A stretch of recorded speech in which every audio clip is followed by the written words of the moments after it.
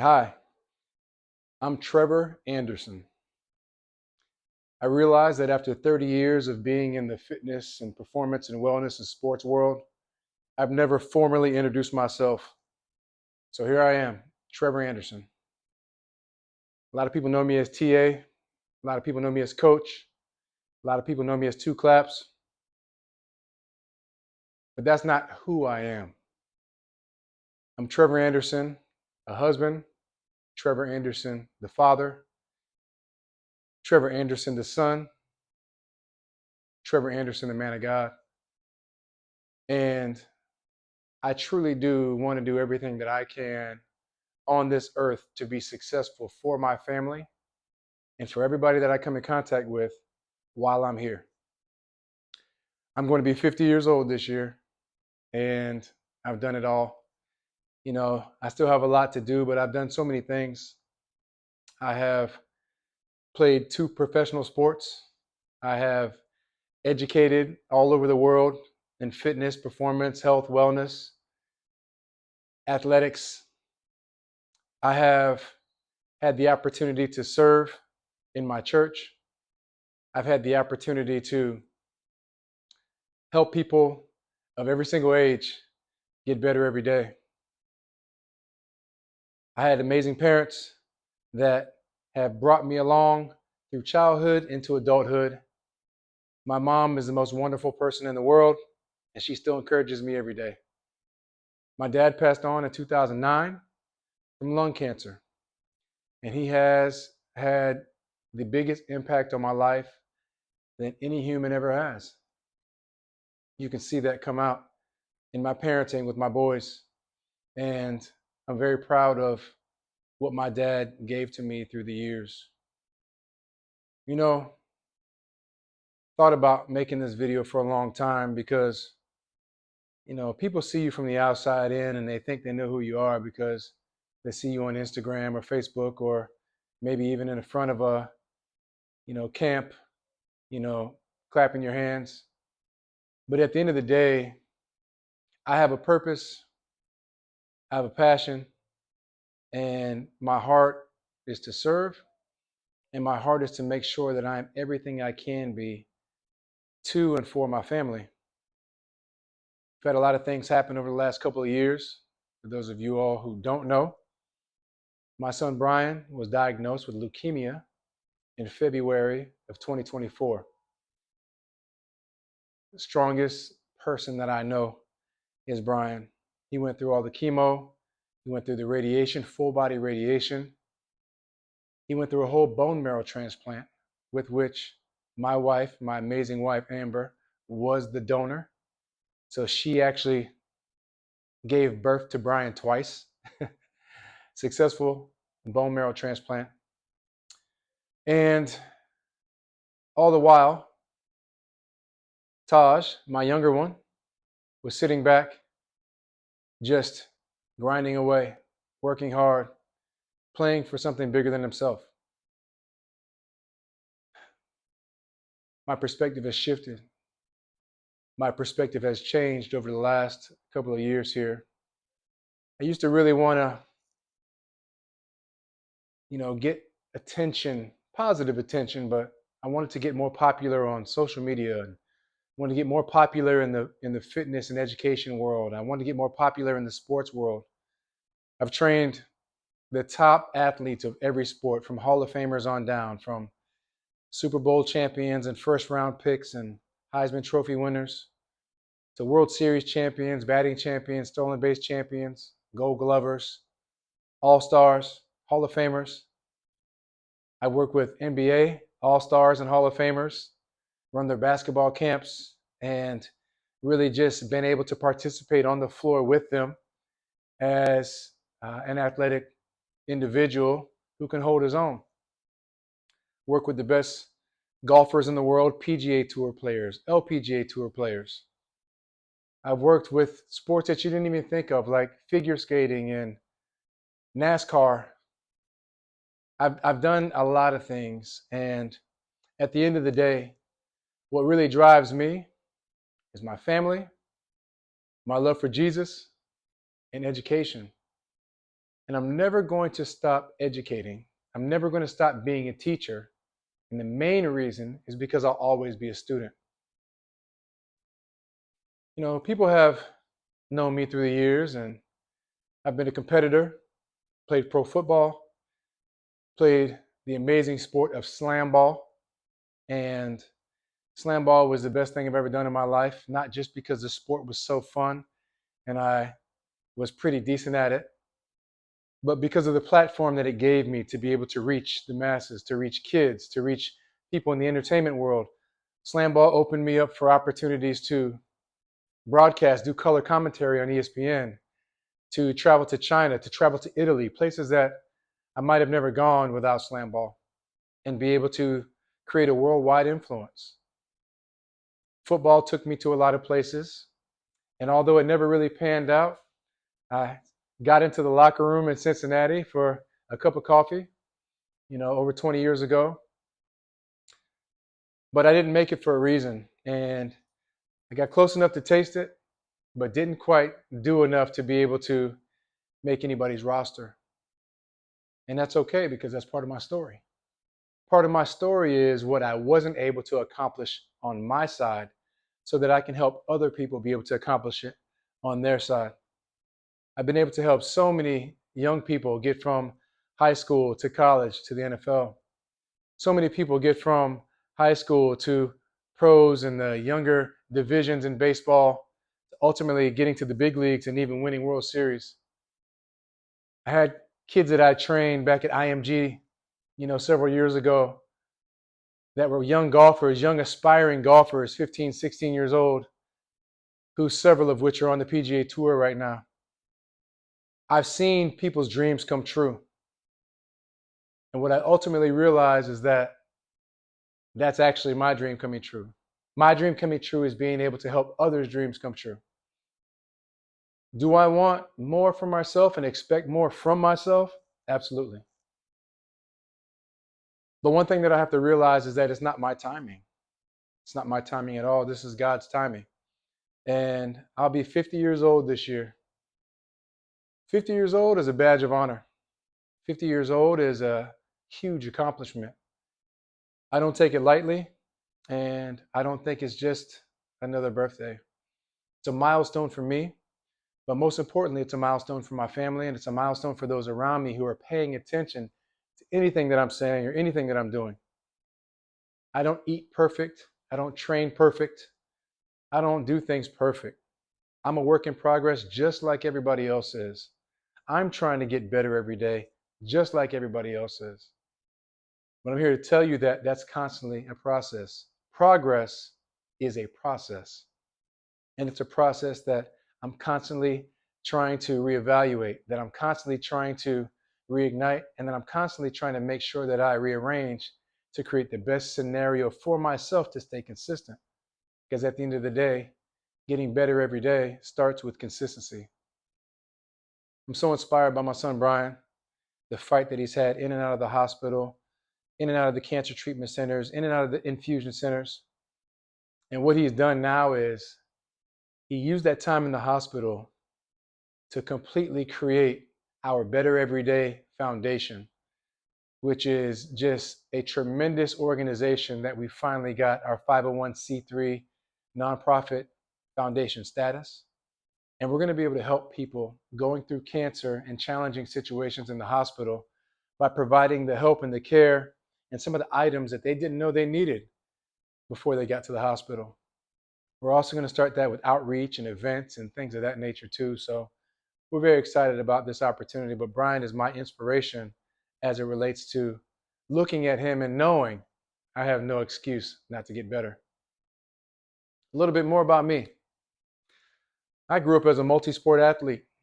My first sport was soccer, 6 years old.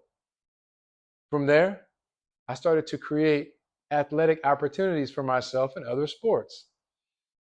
I started playing basketball at 8 years old, but that was only because I wasn't allowed to play tackle football until 9. So I played tackle football at 9. I played baseball at 9. And then I was playing 4 sports, pretty much through high school until I couldn't do it anymore. I also ran track, and I had a well-rounded athletic base, shall we say. I was the young guy. Started school early.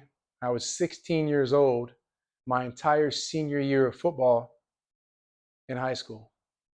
And others around me were 18 years old. And I was the guy that was always a little younger, always a little less mature.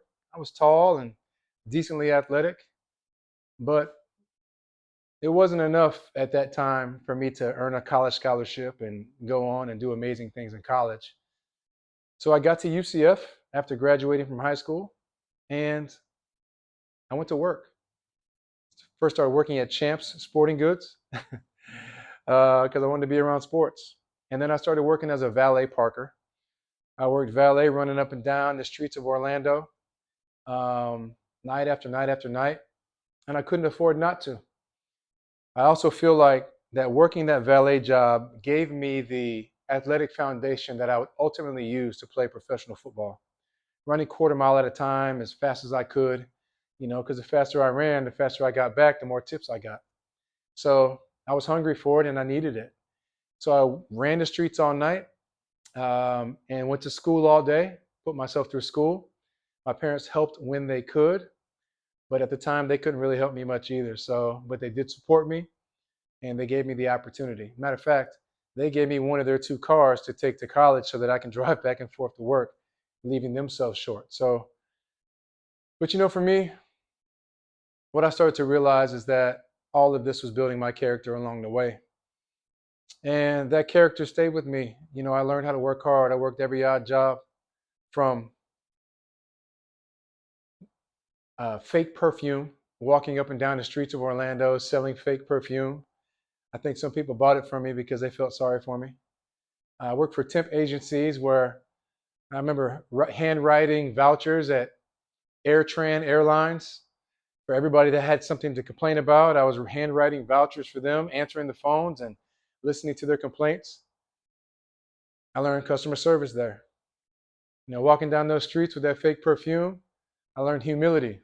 I also learned how to try not to sweat in 100 degrees with a tie on. Also a valuable skill. I also learned that standing at a bus stop after getting cut from a pro football team is a true place of humility. I've got the t-shirt on of the team that I just got cut from. And when I got back from being cut from a team, from a camp that I did pretty well in, I got back home and my car didn't work. So now I'm on the bus stop with a professional team's outfit on, standing at a bus stop in the hot sun. I remember looking up and going, God, the story is just getting better, isn't it? The story is just getting better. And, that was 25 years ago. But we continued. We kept moving on. I did everything from, working valet to teaching school. I taught middle school. Yes, I taught exceptional education in middle school. The school board told me that I wasn't unable to actually be considered a full-time teacher with full-time benefits because my 2 college degrees that I got from UCF didn't qualify for social sciences. So I had to go back and take social sciences classes at school just to try to get certified as a school teacher, teaching exceptional education to varying exceptionalities. I love the kids. I love the opportunity to influence and make an impression on the kids. I was at a time where I was young enough to say, hey, listen, if you guys get done with your work, I'll race all of you outside, or we can go shoot the basketball. And when we get done with A, we can do B. And they understood that. I left from teaching school to go play slam ball. And after I played slam ball, from that point there, I decided that this is what I want to do. I want to play professional sports. I want to train full time. I had been training on and off from 1996. And at this time, it was 2003. And I said, I want to train full time and be a professional athlete. And that's what I did. Training business took off, became a certified strength and conditioning specialist through NSCA, National Strength and Conditioning Association. And then my business started taking off, my career started taking off, and you know, fast forward to 2007, and the gym that I was working at, I ended up purchasing. So I had my first gym in Winter Park, Florida. It was great. I got a chance to experience what real business ownership was like, what real gym ownership was like. And it was not just training people. Training people was just part of the program. But I learned a lot about how to make sure that we were doing the right things outside of the main craft. Meaning, I needed to make sure that I kept the place clean, that I paid the bills on time, that I washed the towels, that I showed a high level of excellence, that I developed a culture. I had to make sure I learned all those things on the fly as I took over this new facility. Not too long after that, the economy would crash. Economy took a nosedive on me, right? 2008, and I was treading water. Right around the same time, my father fell ill with lung cancer. He had his own battle in 2008, coming down through the end of 2008, the beginning of 2009. Started getting better at the end of 2008, beginning of 2009. Then it started getting worse. Right around the time when we realized it was getting worse, my beautiful wife Amber, who I met in 2008, right at some of the most tumultuous times, we ended up deciding it was time for us to get married so my dad could be my best man. And he was. My dad was my best man. We got married in April of 2009. My dad subsequently declined and passed away in August of 2009. My dad became my inspiration for continuing to get better every day, no matter what.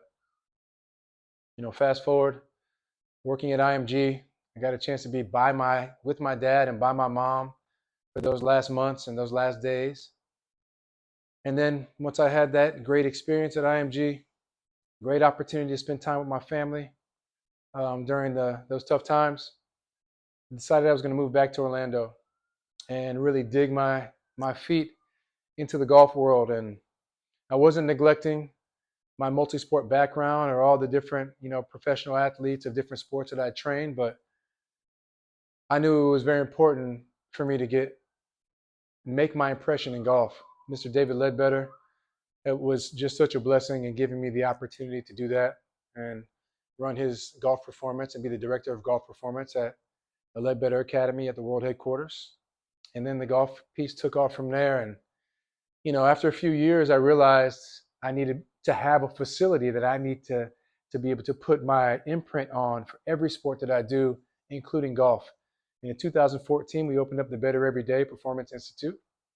And that was very successful for many years, going in through COVID. And we actually made it out the other side of COVID. We trained all the best athletes in Central Florida of every sport. We had the best clientele, the best culture, the best people. And after COVID, everything changed. Business was not the same. Life was not the same. And then, so we pivoted, backed up, and, kind of freelanced a little bit. And then, we decided to take on another venture, open up a small gym with hopes of opening up a big gym. That didn't work out. And in the midst of that was when Brian got sick. So when Brian got sick, no matter how many challenges or issues you think you have, now you only have one issue. And that has been our focus ever since. And we took that on with intensity, with enthusiasm, and with prayer and faith. God brought us through this as a family. We started to find out who our people are, and we really know who our people are. And the people that stepped up, the people that reached out, we know those people. One thing you'll find is that in your life, you don't have to ask who your people are. You just have to pay attention. And we paid attention. Coming out the other side of this, now that Brian is healthy and that the foundation is being built and that our family's thriving, that Taj is growing and he's using this energy and this enthusiasm to pour into his football career as a straight A student, as a young man of God who prays for the team every day, sits at the front of the church and really works hard on his craft. Man, it's such an amazing time.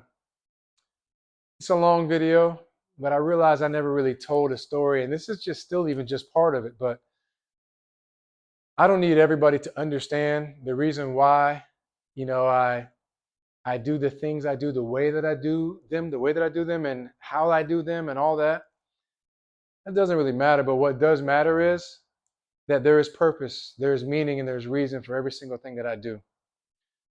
My my perspective on life has shifted tremendously, and it brings me back to where I'm sitting right now as somebody who's sitting 8 months away from their 50th birthday. I want to make sure that I do everything that I can to not let any of Brian's fight fall to the wayside in vain, to not let anybody down out there who's believed in me, to take them and help them become better every day, to continue to be a shining example of what that looks like, whether I am doing jujitsu or mixed martial arts or playing golf or just training and working on my own mindset and my own self. I want you all to know that I am committed to getting better every day. This is not just a catchphrase. This is not just something that I say. And do I always do it at the highest level? I don't. I need accountability, just like you. So let's be accountability partners in this. If you're with somebody that needs that accountability, give them a nudge. If you're next to me, give me a nudge. I'm gonna give you a nudge too. But it takes all of us. And but I can promise you this: regardless of what's going on in politics or what's going on in the world that I can't control, what we can control is our own household, staying tight as we can be, being prayerful, praying every day as a family, as a unit, and knowing that the testing of our faith develops perseverance. We're going to consider it all pure joy. And when we fall into these various trials, because they will come. And if you're prayerful, you're always looking up, you're going to be prepared for it. So it's just a little bit about me. I don't even know how long I've been talking, and I don't know how many people are still listening. But it's important that you all know where I am, who I am, and where I am now. Right now, we just launched Golf Athleticism, Golf Performance Program with Mr. David Ledbetter and the Golf Zone Ledbetter Academy. I'm training a few handful of people at my special location in the Bat Cave, as well as at the Academy. And I'm working on a few new projects that are going to be coming out soon. I'm very, very excited about, including starting this podcast, which really are just conversations with amazing people that I want to be able to share with the public and share with the world. There's no sense in me having great relationships and having great stories to tell and just keeping them all to myself. So I've been inspired by a few people out there to get this podcast going, and here we are. So if anything, if you watch this to this point, you're a real one. My mom said, I can't believe people actually pay to hear you talk now, because we used to always try to keep you quiet. But right now, when I have a platform and a willing audience and somebody wants to listen, even if it's one person, I'm going to keep talking. So thank you for listening. Thank you for being here. And let's partner to get better every day. Our goal is to make sure that we're constantly making progress, because excellence is not necessarily being the best, but being your best. So be your best today. Let's get better today. I love y'all. Till next time. Talk to you soon. 2 claps.